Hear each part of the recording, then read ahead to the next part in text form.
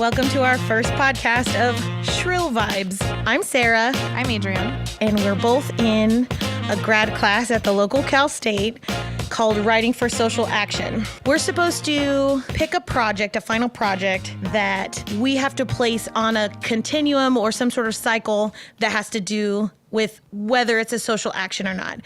And we decided to do this podcast because there are certain issues that require nuanced conversations that we have with each other all the time, but it's hard to have this in a public way. A protest won't cut it kind of thing.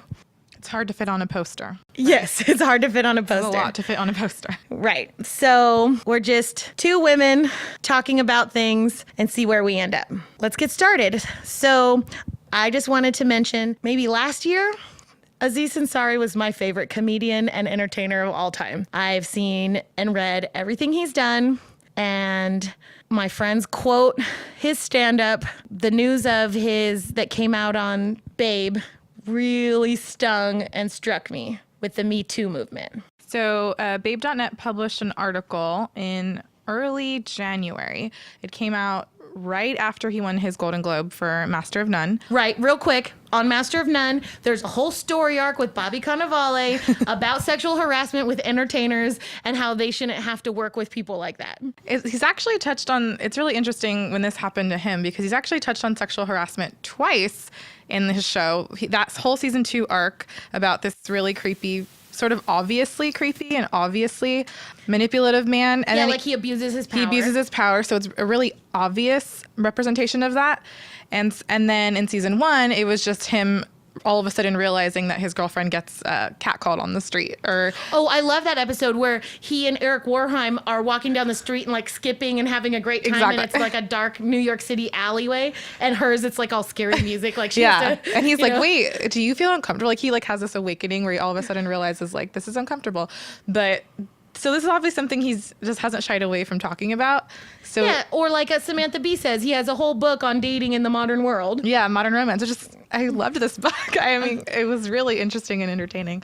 But it's something that he's sort of represented like these overt images of sexual harassment. And so what we wanted to talk about today was the irony is that his example or his Me Too moment is more subtle, right? It's not this representation of the overt, obvious sexual harassment or manipulative power. It's something that's more subtle, that happens more intimately and happens more common than I think people like to talk about. Well, right. So for instance, let me talk about my reaction. I was like crestfallen, like, okay, I lost Louis C.K., but I can kind of see that with that guy. I've heard some stuff. I'm a nerd. I listen to comedy podcasts. Yeah, there's been murmurs. Right. I was crushed. I'm like, not Aziz. Like, I was just like, no, not him. And I read the article, and my initial response that I was pretty immediately horrified by was, who hasn't had an encounter like this? It's like, sucks for her, but now she knows she can't trust dudes. We all have to know that, which is kind of like that old school second wave feminism, which I'm not proud of. Because the truth is the fact that it's so normal and so everyday, even from people who aren't monsters. And I will go out and say, I don't think Aziz Ansari is a monster. I do think he did a monstrous thing that's representative of, I don't know, the patriarchy, rape culture, things like that. Well, I do think like part of the problem with Aziz, or just part of the reason why it resonated with so many people, is there's not a word for what happened. When you use the blanketed term harassment or assault, we sort of made our own assumptions on what that means.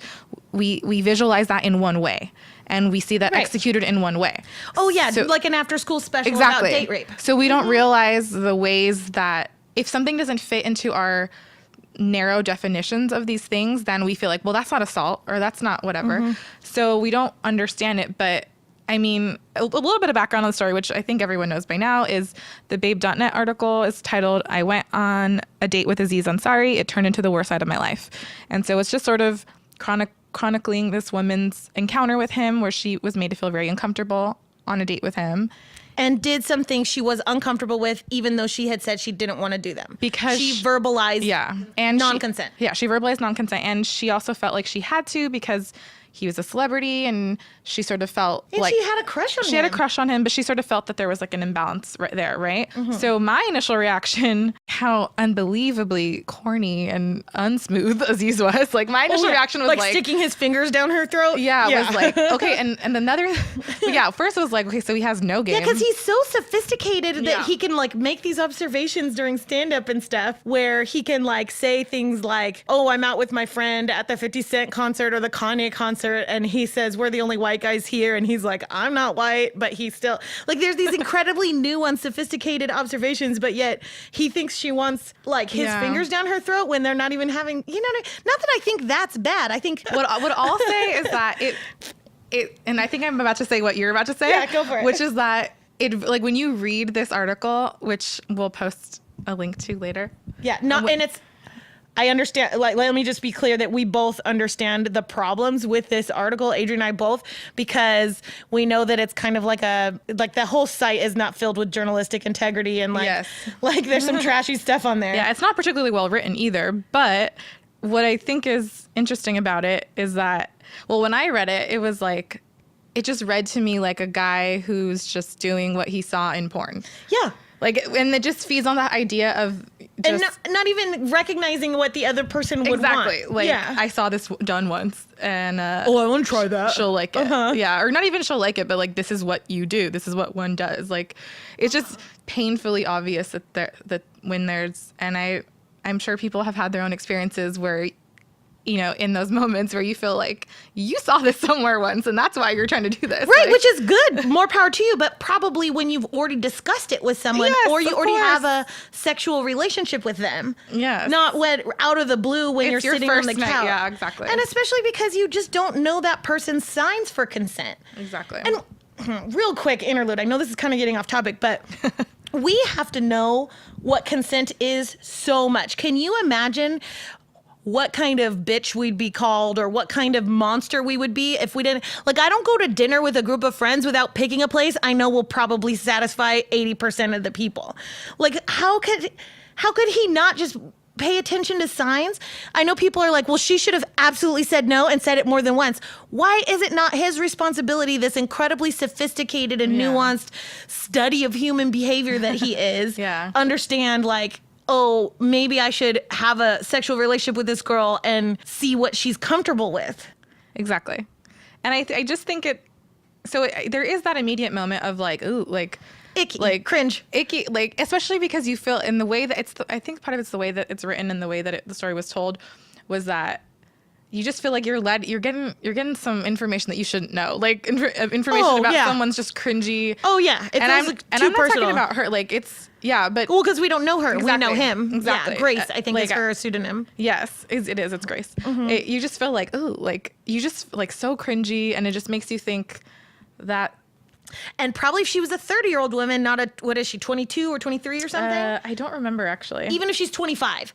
If she was a 30-year-old woman, she probably would have got up and made fun of him and said... She was 22 at the time when it happened. See, and if she was 30 and closer to his age and also felt like more of his equal, like, let's say it was another comedian, would have been like, what porn made you think it was okay to do that to me? And made fun of him and left. But she's this 22-year-old... You know, maybe she graduated college, maybe she didn't, who's out on a date with this famous guy who she thinks is so cool and sophisticated. And I mean, I've been in a situation myself where I just thought because he was a nice guy that I had to put up with his awkward, you know what I mean? I wouldn't do that now. And this is also me, someone who, since I was a kid, has been told I'm opinionated, tell us what you really feel, Sarah. I'm shrill, bossy, bitchy, all those things. And I still did stuff I wasn't comfortable with because I didn't think it was okay to say no until after the fact and reflecting. And I do think, like, oh, I'm sorry, I'm just really quickly gazing over this article, and it's just so bad.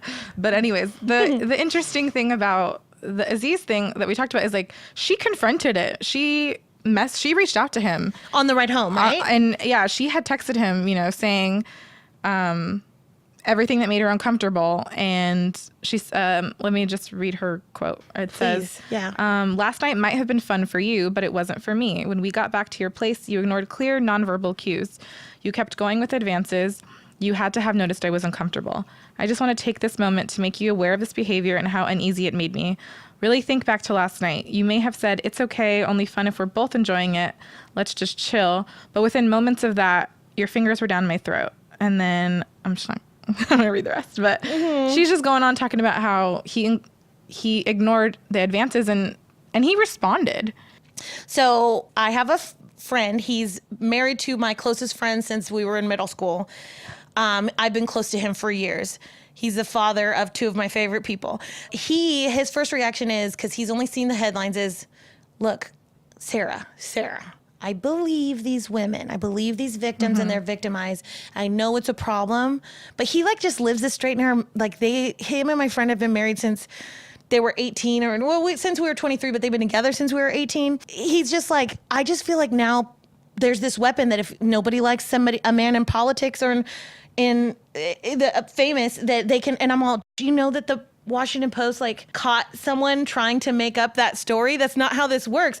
Just stop and don't think about these poor men. There's this backlash. He's all, oh, that's a relief that they didn't publish it and they caught that. And I'm like, yeah, you don't have to worry. You do everything right. You only have sex with your wife and you don't make anyone else uncomfortable. But you have to trust that this happens to us. I mean, have we learned nothing from the years of Law & Order SVU that have taught us that most rape goes unreported? Right. That is one of the main things, So it's the fact that people are speaking up now and it makes it seem like it's so much more prevalent. It's like, no, people are just talking about it now. It's not that it's happening more. And we've had this discussion. The idea that no one's safe or whatever. No one's safe meaning men. No one's safe meaning men. Oh, no one's safe now. Because women next? haven't ever been safe. Yes. I wonder what that's like. That irritates me so much because it just frames this whole conversation in the context of how it affects men. Right. We're talking about these assaults. We're talking about them as these things that happen to men instead of and their careers. More importantly, their careers instead of the women or their careers or the women's careers we're missing out on because they can't handle. Well, like that's your choice. Well, say no, get out of the situation. Yeah, and that's what you do as a tough woman. I was just gonna say that my friend's husband, he's also my friend. His other response was, I told him about Aziz Ansari, and he's like, no, it probably was like just like that's not rape, Sarah. That's not assault. And I'm like, right, you don't have to Matt Damon me. I know the difference between rape at gunpoint, marital rape, and an icky, sexual, uncomfortable situation that's still non-consensual. Yes. And I said, and the thing that's important is because every nice guy or even like seemingly, woke, nuanced, sophisticated guy like Aziz Ansari should know this too. I said, so my friend was kind of grossed out with the fingers down the throat part too. He's all, oh, like that's where he like looked like, I can't believe I'm defending this guy. So Aziz Ansari has been this like very like he wore the Time's Up pin and all black at whatever That's Golden right. Globes or whatever it was. He's been this like incredible vocal ally. He went on Letterman, I think, and was like, so did you know all it takes to be a feminist? My girlfriend taught me. It's just you think you believe in equality, and he's like this vocal ally, right? And supposedly my friend's an ally too. He definitely doesn't want women to be assaulted or victimized or, in non-consensual situations. But he says, like, I said, what about how cool would it have been if Aziz Ansari posted his response before this Grace had to go to Babe? What if he said, guys out there, we don't all have to be villainous ex-Mossad hiring Harvey Weinstein, who's like a straight villain. All of us need to challenge ourselves and confront ourselves because I've made somebody uncomfortable and abused my power and I didn't even know it. And of course, my friend is all, of course he wouldn't do that, Sarah. Yeah. Or the idea that you touched on is, I mentioned this earlier about that there's not a word for it. And I think it's because everything's framed under Me Too. So it's framed under this one sort of hashtag that makes it cohesive, which is good for just spreading awareness and is really good for just letting you realize the variety of people and ways that this affects people. But I feel like it makes people assume that we're saying, that it's the same. Equivalent. Just because things are not equivalent doesn't mean that one's better or worse than the other. It just means that they're different forms of the same rape culture. Exactly. They're stems of the same problem. So I do think. Yeah, exactly. It all falls under rape culture and it all falls under problematic behavior. So, with that being said, we've covered the Aziz Ansari situation, our initial reactions, and kind of like the difference between the Me Too movement, how it's complex and nuanced, and kind of like not all men and like perceived allies who end up not being allies. We'll touch more on that a little bit. Yeah, we'll touch on that in our second segment, but let's go to commercial and then we'll resume in a minute. We'll be right back.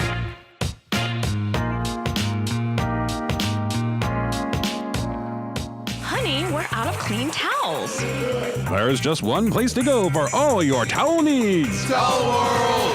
A giant warehouse of towels for every purpose. Thousands of towels to choose from in every fabric, size, and color. Towel World! We sell all of our towels direct to you or online at towelworld.com. So where do you want to go when you want towels at a fraction of the retail cost? Towel World! And this weekend only, take advantage of our incredible liquidation sale. Buy at least 9 towels and get the 10th one free. Don't forget, they make great presents. And what better way to say, don't divorce me, Linda, than with the gift of a towel. Towel World! Over 30 locations in the U.S. and China. So come into Towel World today where we're soaking up the savings. Or visit us online at towelworld.com today. Hello, this is Tally Goldman, owner of Towel World. I love towels so much, I bought a company.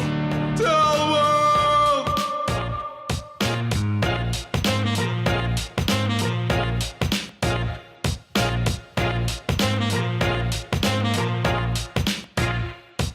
Welcome back to Shrill Vibes. I'm Sarah. I'm Adrian. And we are going to do our second segment. Adrian, there's something you wanted to touch on from the first segment? Well, yeah, I think we briefly mentioned this when we talked about not all men. Yes.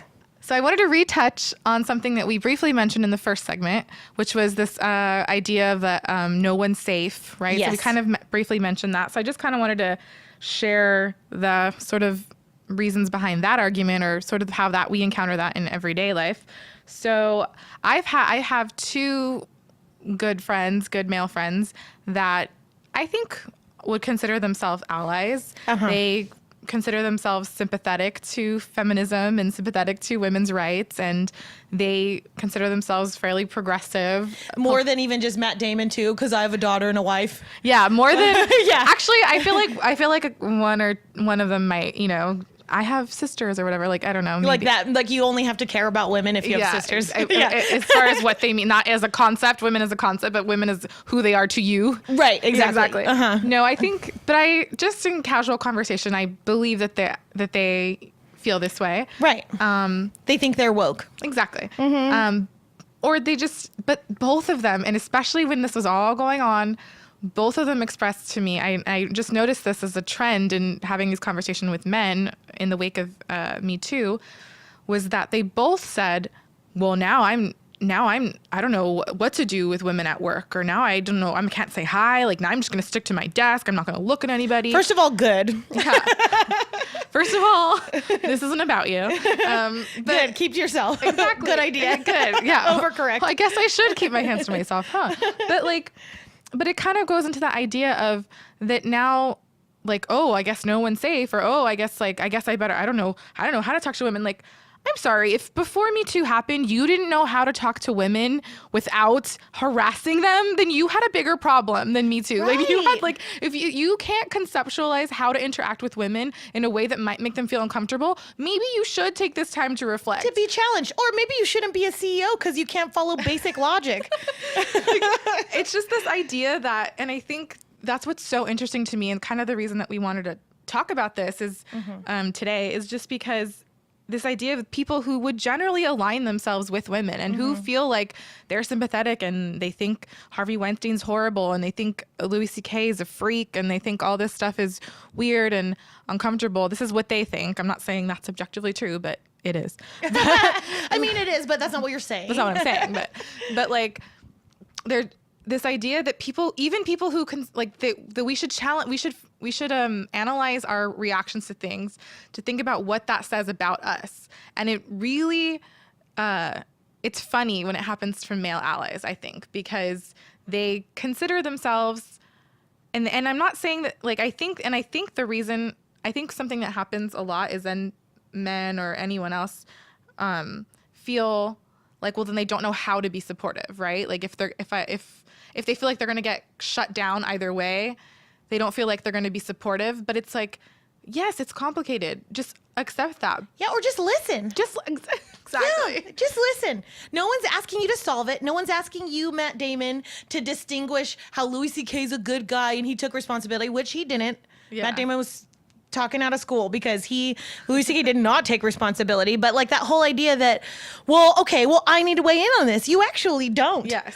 Yeah. You don't need to weigh in on it. And you just need to listen about it and then reflect on your own behavior. Yeah. And that's what I hope the, Aziz Ansari thing is just like a microcosm for all of this. Sure. I think it's the more important one. Yeah. It's a litmus test. It just shows how people, it should just make you analyze the way you think about things. And if you're finding yourself saying like, casually saying to your female friends, as happened to me with these multiple people, if you're one of the good ones, you're a cool one. Oh, Adrian, she's my bro. Yeah, exactly. I can talk to her about anything. So no, but the idea, I'm no one's bro. But the idea that you would say this to your female friends, you would say, well, who's safe? Like what can I do? As if like you shouldn't be worried about you. Like you shouldn't internalize this as you should sit there. If you're worried about yourself, you should sit there and say, hey, how have I made women uncomfortable? And how can I stop? Yes. Instead of who's coming out to get me, who's trying to target me and take me down. You should say, maybe I made someone uncomfortable. Maybe I don't do that again. You know what I mean? Right. And I think that's also, it's so funny how the double standard is so clear. How many of these allies or, people who think like the patriarchy maybe is a little bit natural because guys just always want sex and guys kind of like don't get their periods, so they're better CEOs or whatever. Like that they can't see how now they're adopting this victim mentality they're accusing people like Grace of having. Exactly. Like, oh, I'm not safe because these girls are so, or these women, but like they think of us as girls. Yeah, that it somehow turns something that's very personal for a victim or for a survivor to somehow turns that into how it affects them is, I think, even the fact that even allies do it, my point is that it shows how pervasive that thought mentality is. It's ubiquitous. Mm-hmm. Yeah, it's the thought mentality that if women are doing something, especially loudly and vocally and prominently all over the news, that it's a threat. Mm-hmm. And that it's a threat to you. And that is just the antithesis of Me Too. And it's just so irritating. And, I think about, at the same time, it makes me think about my own responses. Like we shared in the first segment, our initial responses to the Aziz Ansari story are not exactly, they're flawed, Absolutely. They're flawed because, so it's like, I do understand how, male allies or allies can have that flawed response. But the difference is that we immediately reflected on it. I immediately reflect on why am I thinking that way and what can I do to change? What can I do to listen and then adapt? Mm-hmm. And how can I, going forward, how can I, approach situations differently? And I think of a story that happened with a friend of mine, and it was just we were very young and we all worked at the same place. And so, let's just say it was sort of fast-paced lifestyle, customer service related. So there's when you get a lot of young people working together at night, drinking, a lot of things happen, right? Sure. And so, especially in really formative years in their lives, their early adulthood. Yeah, exactly. So late teens, early 20s, late teens. I had the same experience. Exactly. Even into my 30s. Yeah, a little immature. I mean, it'll get you no matter when. But the idea that I had a friend, I was friends with both of them, the guy and the woman, and they sort of had an encounter. They went out drinking.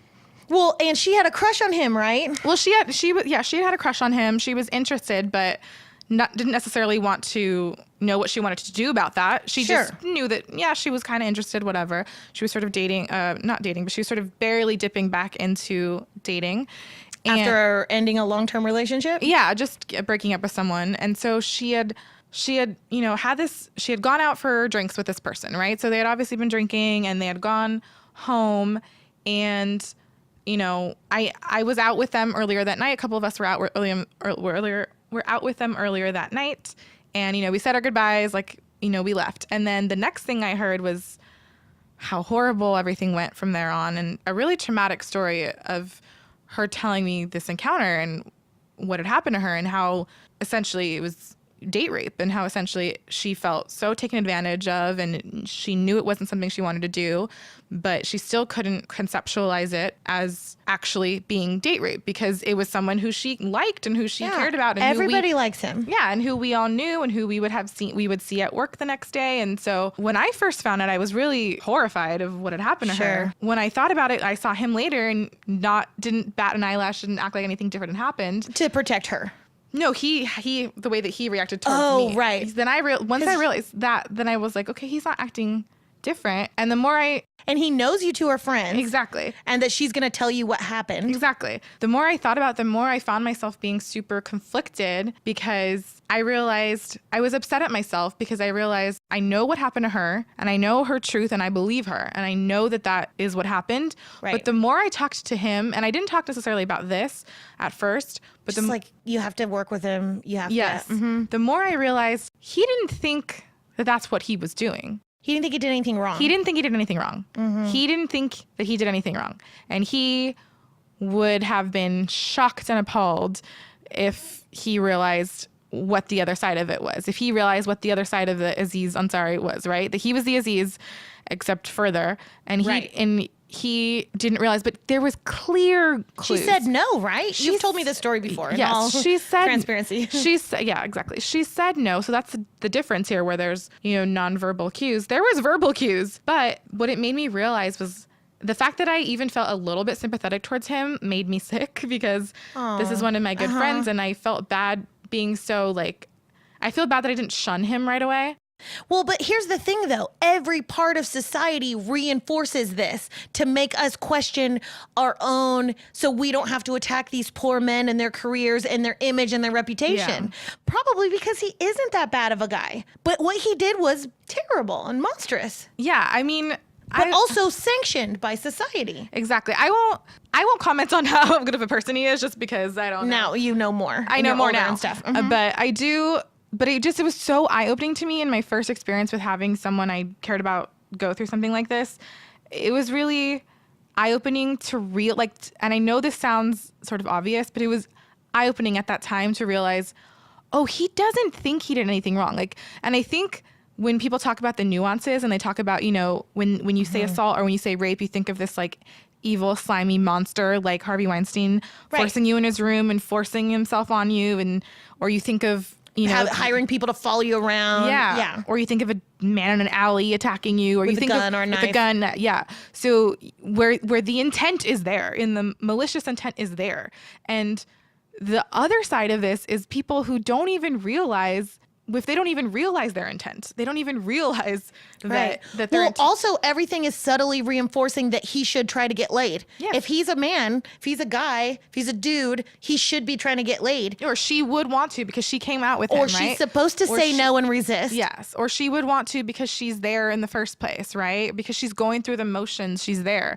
Versus and if she really wanted to say no, she'd get up and leave. Yeah, even though she said no. It's just one of those things where it was just a light bulb moment to me to realize there's a different layer when there's people who don't think they did anything wrong, right? When it's very clearly was traumatizing to the other party, right? They just don't think they did anything wrong, and that idea that's the scary part because that's the way that I think for some men. Often. Even.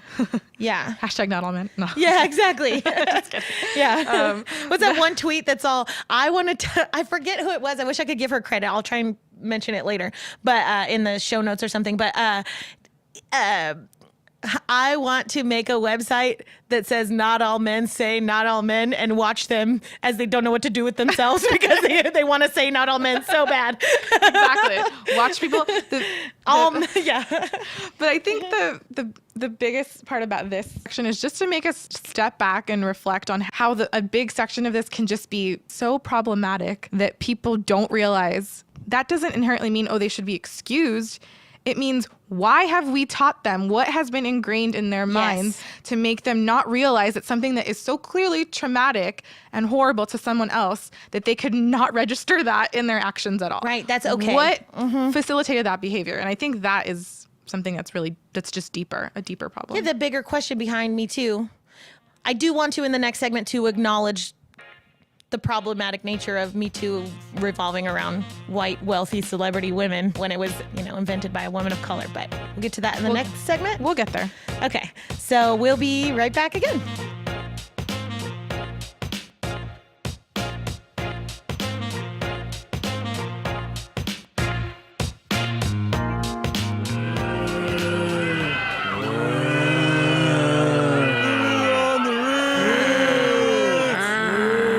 Thousands of people now infected during the zombie epidemic. Don't let your family be taken over by the recently turned. Be sure to stock up during your next scavenger outing with Zombie-Gone. Zombie-Gone is one of the leading zombie repellents on the market today. Don't let zombies lurk around your home or workplace. Just spray Zombie-Gone anywhere you want to avoid zombies. Around your home, on your car, even on your pets. Zombie-Gone is safe to spray on yourself and the kids. Mommy, my eyes burn! Do you want to die, Susie? So be sure to make Zombie-Gone your survival priority. Zombie-Gone. You can find it in the pesticide aisle of your local grocery store. Zombie-Gone.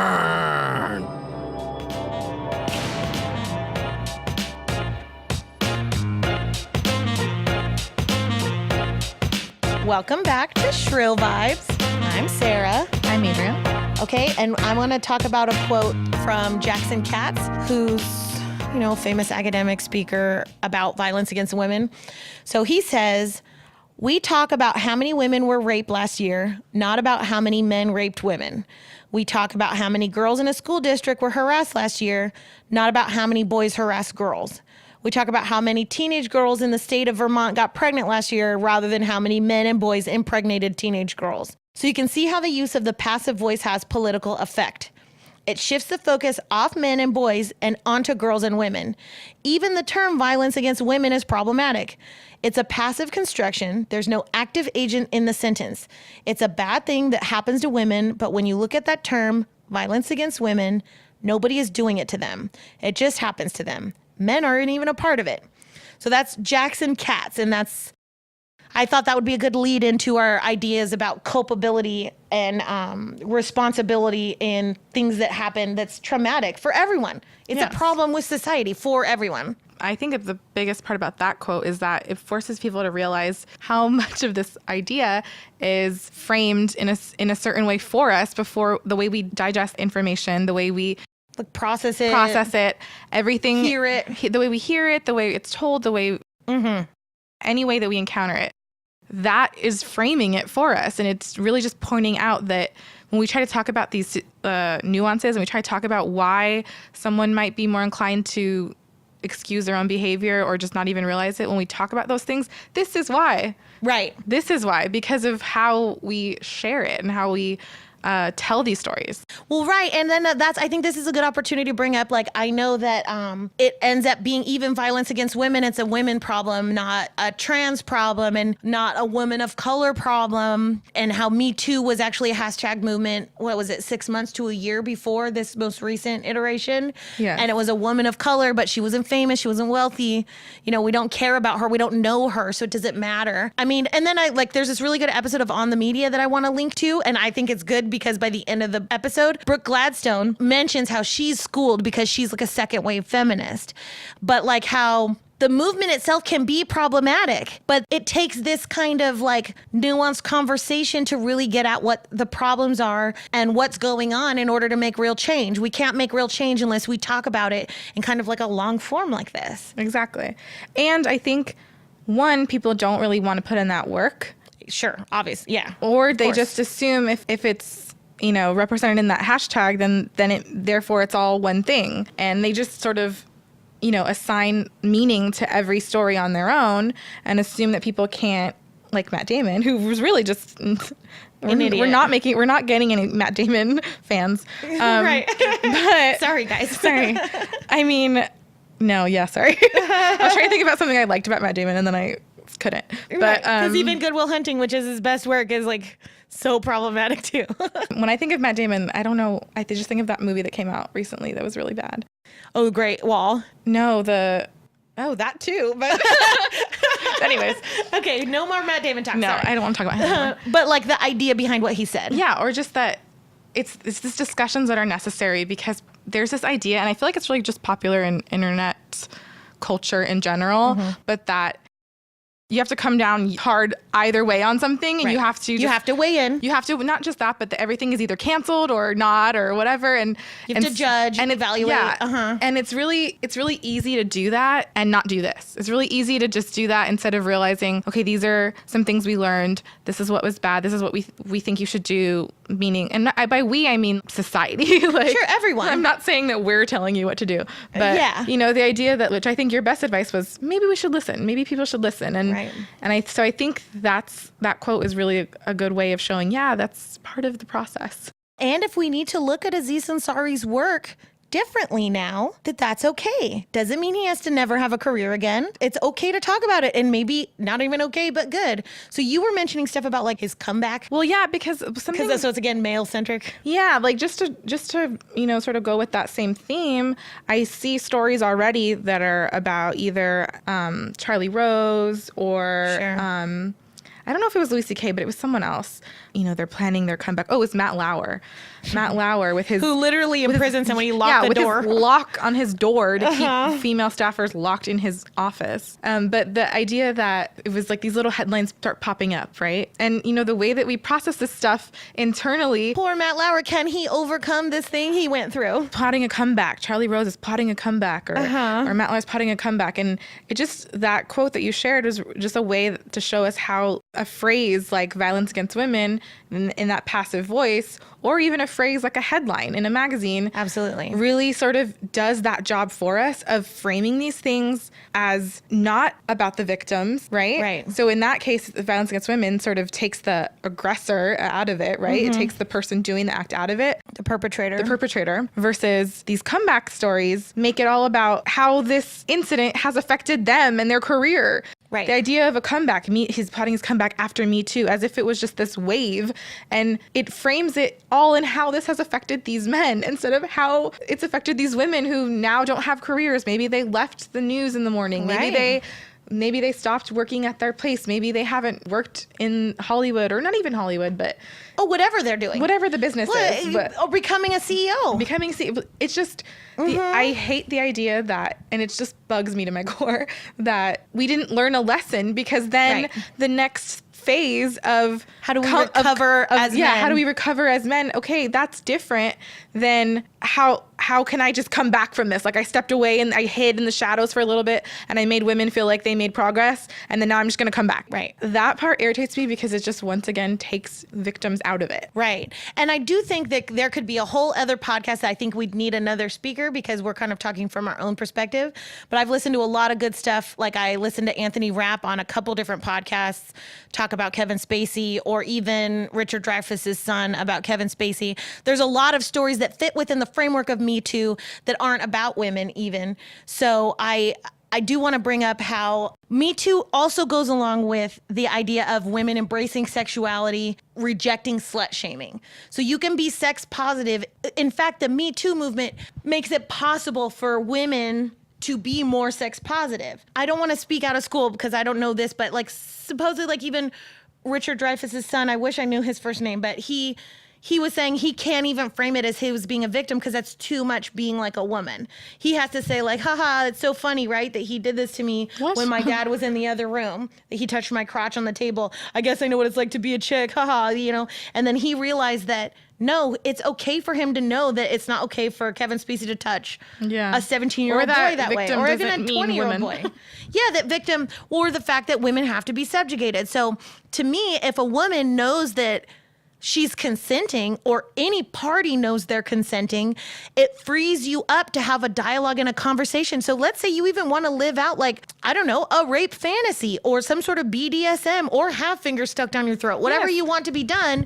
Me Too allows that to happen in a safe way for both parties. Yeah, like if in the initial story in the first segment, if that woman wanted to go home with Aziz Ansari and wanted to do everything that she wanted to do, that's her right. The Me Too movement or ideology behind it should have no effect on sex positivity, but the reality is that in this instance she was not comfortable, so she did not want to do it. You know what I mean? Right. All the responsibility for stopping sex has to be on the woman, so therefore the slut shaming must also be on her. She was asking for it. She didn't stop it, you know, or whatever party is feminized in that way, whether it's like a young gay man or a young straight man whose dad works with an older gay man. Yeah. Whatever situation it is, a trans woman, whatever party is the one that needs to be dominated and had sex with, for instance. Just think, like, if a woman could live out her fantasies, or the party that's subjugated could live out their fantasies in a freeing way that felt safe. Oh my gosh, men should love this idea, because that means that sexuality's like happening. Yeah, like sexuality is embraced. happening. Like, I mean, think about the ideas and thoughts that women could have, or subjugated parties that don't feel safe could have. If they felt safe, like everything, like sex would be better. Yeah, Everybody involved. And I think I've heard some of the criticism of Me Too has been, well, you know, some communities that, like sex positive communities, whether they're feminist communities or whether they're queer communities, who really sort of thrive on like sexual language and visibility as a way of, as a form of identity, or as a form of operating as a counterpublic to, you know, a different sort of hegemonic sexuality views. Right, like heteronormative, kind of like modernism, 2.5 kids kind of thing. That you sort of like thrive off of using sexuality, in your face sexuality, as an identity because it's different from, you know, a quote unquote norm. And it rejects heteronormativity. Yeah, but which is great. Yeah, but Awesome. some people felt that Me Too threatened that, and that is just, I think that's where we have to, that reminds me of the no one's safe argument. Yes. We have to realize that talking about consent and talking about consensual affairs or consensual encounters is not the same as talking about these unsolicited encounters that are traumatic and that are or horrible. Even like perceived to be solicited, which is, I think, the heart of what we're talking about in this whole podcast, this whole episode, whatever we're doing here is discussion. Just because you're hanging out with someone or you go to someone's house, that doesn't count as solicitation. That doesn't count. And if we recognize what makes men think that it's the women's responsibility, or whoever's being, you know, put in the feminine party, if they realize what their part is, or how we frame it as a society, then everything will be better for everyone. Yes. Before I forget, I want to get to how it really doesn't detract from rape too. Okay, so it's that same idea too, that there is rape by gunpoint. There is rape, even marital rape, that everybody knows. Like, you get beat up and you say no and you try to run away and they get you, or Harvey Weinstein hires Law and Order SVU. Yeah, Law and Order SVU. Those like clear-cut rape. The Aziz Ansari story does not threaten that person either. Or talking about the discomfort she had in that encounter, talking about these sort of nuanced ways that we've ingrained ourselves to act in sexual instances, talking about just thinking about the way that we're all sort of informed by that, does not mean that we equate rape at gunpoint with... It just, things can coexist on different levels, right? And well, not it in does. a and not in a it does, and not life is. Exactly, and just not in a hierarchy, and not in a way that assigns worth to them, or that assigns, you know. I think it's Margaret Cho who always talks about, she uses this phrase, it's not the oppression Olympics. Yeah, yeah, like we're not sort of like. It's not this idea where something has to be like worse or better or whatever. They all exist on a plane, on a tier, that are all the result of rape culture and yes, misogyny and all these horrible things. Right. Or just different, anti-different. Yeah. Like, we have to reinforce supremacy and heteronormativity. And that's the real problem. And that's what we need to get at. Life is complex. There is not an easy answer. Sarah Silverman said Louis C.K. is still a good dad and an amazing person and does monstrous, terrible things. And you're allowed to feel conflicted about these things. You're allowed to feel You're allowed to feel conflicted as long as you're really thinking about why you feel a certain way and what's sort of informing your gut reaction or your knee-jerk reaction to them. As long as you're thinking about that, hopefully you're sort of revealing the ways that there's these systemic prejudices and systemic biases towards, you know, favoring men and than favoring victims. It's so brainwashed us. It's so a part of us, like, colonization, the patriarchy, all of those things, we can't help it. That's how we were all raised. It's not one set of parents that reinforce that idea. It's all of society and media. It's conditioning. And we need to resist that and fight that at all times. Absolutely. So did we get to everything you want to talk about? I think so. I think so too. So I feel like I know I'm going to listen back to this and we're going to have forgotten something. There's a million things that we could have so said. it kind of leads me to think that we maybe need to do more episodes, or if we can't because of maybe there'll be some new iteration of this podcast. I'm sure there's something going on right now that we could comment on, some breaking story. That Some breaking story or some like way to address something we said that might be problematic, which is likely to be true. And just don't be afraid of that. Don't be afraid of learning from something that you said. You're not born knowing all the right answers, right? Right. And I think that's when you know better, do better. Right. Exactly. That's a perfect hashtag for this. And you know better and do better continuously. But I think that that's like the perfect ending to this podcast in the sense that that's our point here is we need to explore something in order to actually make change. And it takes more than just a hashtag or more than just like one article. It needs to be like a continued nuanced, complex conversation. It's a journey, and hopefully you listening to this and us listening, talking about this, and anyone listening will reflect on something in their life that you don't have to feel like you're this, horrible monster. You might be, but yeah, some people out there people are. Maybe we are. But maybe we are, who knows? But the idea that, you can do something about that and that you're hopefully making active change. Yes. Active change. So, will we see you next time? Maybe. Yeah, hopefully. To be continued. Okay.